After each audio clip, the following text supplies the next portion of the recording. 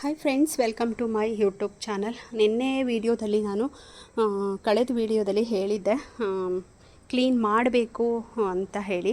ಎಲ್ಲ ಕ್ಲೀನ್ ಮಾಡಿ ಮಣ್ಣು ಹಾರದೇ ಇರಲಿ ಆಚೆಗೆ, ಮತ್ತು ಬಿಸಿಲಿಂದ ತೇವಾಂಶ ಉಳ್ಕೊಳ್ಳಿ ಅಂತ ಹೇಳಿ ನಾನು ಕಾಯಿ ಸಿಪ್ಪೆ ಇಟ್ಟಿದ್ದೆ. ಅದನ್ನು ಹಾಗೆ ತೆಗೆದು ಹಾಗೆ ಕ್ಲೀನ್ ಮಾಡಿ, ಕಳೆಯೆಲ್ಲ ತೆಗೆದು ಕ್ಲೀನ್ ಮಾಡಿ ಹೀಗೆ ಮಾಡ್ಕೊಂಡಿದ್ದೀನಿ. ನಾನು ನೋಡ್ತಾ ಇರ್ಬೋದು. ನೆಕ್ಸ್ಟ್ ನಿನ್ನೆ ಎಲ್ಲ ಫುಲ್ಲು ಇದನ್ನೆಲ್ಲ ಕ್ಲಿಯರ್ ಮಾಡಿದೆ. ಅಂದರೆ 2 ಲೈನು ನೆನ್ನೆನೂ ಹೀಗೆ ಕತ್ಲಾಯಿತು. ಹಾಗಾಗಿ ಇವತ್ತು ರೋಸ್ ಇದೊಂದು ಲೈನ್ ಮಾಡೋಣ ಅಂತ ಹೇಳಿ ಮಾಡಿದ್ದೀನಿ. ಇದೊಂದು ಮಲ್ಲಿಗೆ ಗಿಡ ಸುತ್ತ ಸೇವಂತಿಗೆ ಗಿಡ ಎಲ್ಲ ಸುಮಾರು ಬಂದುಬಿಟ್ಟಿತ್ತು.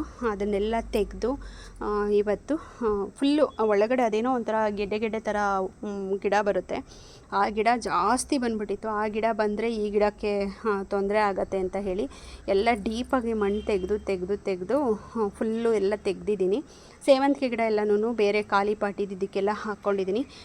ನೀವು ನೋಡ್ತಾ ಇರ್ಬೋದು, ರೋಸ್ ಅಂತೂ ಫುಲ್ಲು ಒಂದು ಎಲೆನೂ ಇಲ್ಲ, ಹಳೆ ಎಲೆ ಯಾವುದೂ ಬಿಟ್ಟಿಲ್ಲ. ಚಿಗುರುತ್ತಾ ಇರೋದನ್ನೆಲ್ಲನೂ ಹಾಗೆ ಬಿಟ್ಟು ಮಿಕ್ಕಿದ್ದೆಲ್ಲ ಕಟ್ ಮಾಡಿ ತೆಗೆದಾಕಿದ್ದೀನಿ. ಹಾಗೆ ಇದೂ ಕೂಡ ಸೇಮು ಕಾಯಿ ಸಿಪ್ಪೆ ತೆಗೆದು ಮಾಡಿರುವಂಥದ್ದು.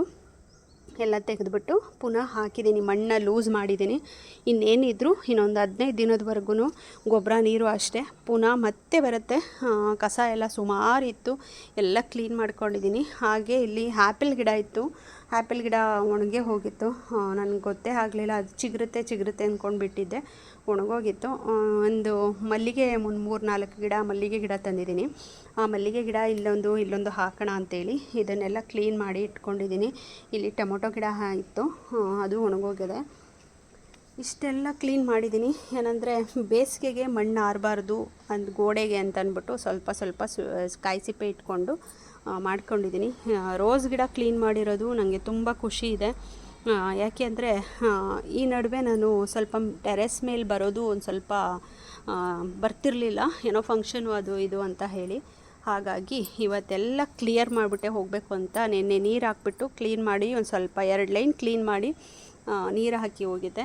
ಅದಕ್ಕೆ ಇವತ್ತು ನನಗೆ ಸ್ವಲ್ಪ ಈಸಿ ಆಯಿತು. ಮಣ್ಣೆಲ್ಲ ಇದಿತ್ತು, ಲೂಸ್ ಮಣ್ಣಿತ್ತು, ತೇವಾಂಶ ಇತ್ತಲ್ಲ. ಹಾಗಾಗಿ ಇವತ್ತು ನೋಡಿ ಫುಲ್ಲು ಎಲ್ಲನೂ ಬರೀ ಕಡ್ಡಿಗಳಿವೆ.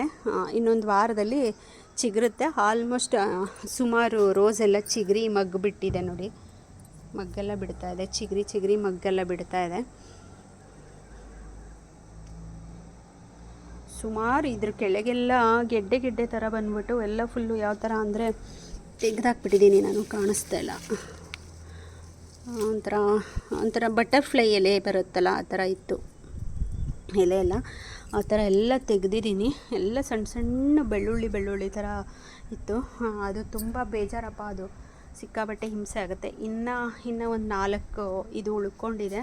ಆಮೇಲೆ ಗಣಗ್ಲ ಗಿಡ ಉಳ್ಕೊಂಡಿದೆ, ಇದೊಂದು 2 ಪಾಟ್ ಉಳ್ಕೊಂಡಿದೆ. ಇದನ್ನು ನಾಳೆ ನಾಳಿದ್ದು ಫಂಕ್ಷನ್ ಇದೆ. ಫಂಕ್ಷನ್ ಮುಗಿಸ್ಕೊಂಡು ನೆಕ್ಸ್ಟ್ ಏನಿದ್ರು ಇದು ಮಾಡಬೇಕು. ಈಗ ಮಳೆ ಬರೋ ಹಾಗೆ ಆಗಿತ್ತು, ಮಳೆ ಹನಿ ಬಂತು, ಅದಕ್ಕೆ ಎಲ್ಲ ಕಸ ಗುಡಿಸ್ದೆ, ಎತ್ತಾಕ್ಬಿಡೋಣ ಎಲ್ಲ, ಆಮೇಲೆ ಗಲೀಜಾಗಿಬಿಡತ್ತೆ ಅಂತ ಹೇಳಿ ಮಳೆ ಹೋಯಿತು. ನಾನು ಕ್ಲೀನ್ ಮಾಡ್ತಾ ಇರೋದು ನೋಡೇ ಹೋಯಿತು ಅನಿಸುತ್ತೆ. ನನಗಂತೂ ಈ ಗಿಡಗಳೆಲ್ಲ ಬೇಗ ಒಂದು ವಾರದಷ್ಟರಲ್ಲಿ ಎಲ್ಲ ಚಿಗುರ್ಕೊಂಡು ಎಲ್ಲ ಚೆನ್ನಾಗಿ ಬರುತ್ತೆ, ರೋಸ್ ಬಿಡುತ್ತೆ ಅಂತ ಖುಷಿ ಇದೆ.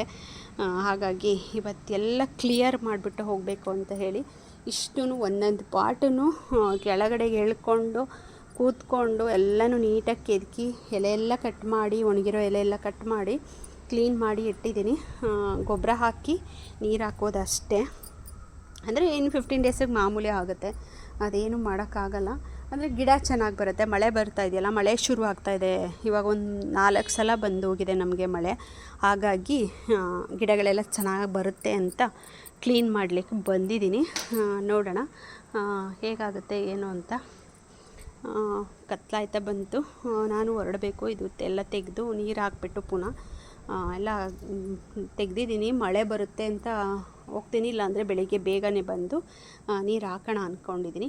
ಈ ವಿಡಿಯೋ ಇಷ್ಟ ಆದರೆ ನಿಮಗೆ ಲೈಕ್ ಮಾಡಿ, ಶೇರ್ ಮಾಡಿ, ಸಬ್ಸ್ಕ್ರೈಬ್ ಮಾಡ್ಕೊಳ್ಳಿ. ವಿಡಿಯೋ ನೋಡಿದವರು ಒಂದು ಲೈಕ್ ಕೊಡೋದನ್ನು ಮರಿಬೇಡಿ ಅಂತ ಹೇಳ್ತಾ ನಾನು ಈ ವಿಡಿಯೋನ ಮುಗಿಸ್ತಾ ಇದ್ದೀನಿ. Thank you. ಮತ್ತೊಮ್ಮೆ ಹೇಳ್ತಾ ಇದ್ದೀನಿ, ಲೈಕ್ ಮಾಡಿ, ಶೇರ್ ಮಾಡಿ, ಸಬ್ಸ್ಕ್ರೈಬ್ ಮಾಡ್ಕೊಳ್ಳಿ. Thank you.